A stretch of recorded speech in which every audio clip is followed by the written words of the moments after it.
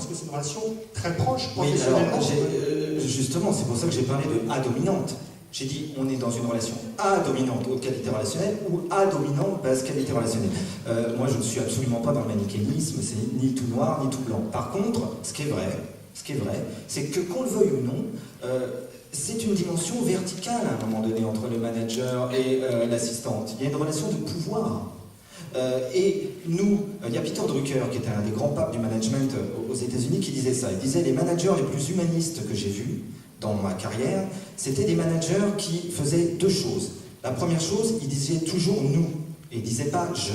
Ça, c'est quelque chose de très important. Un manager humaniste, à dominante haute qualité relationnelle, il dit nous, il ne dit pas je.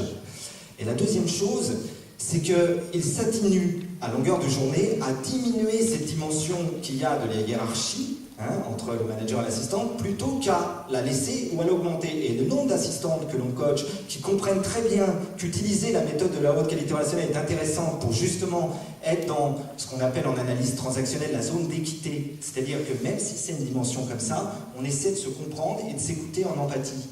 Et sans être dans la violence, l'agressivité ou le combat. Et c'est pour ça que vous disiez quelque chose de très beau tout à l'heure. Vous disiez effectivement, la confiance est très importante dans la relation.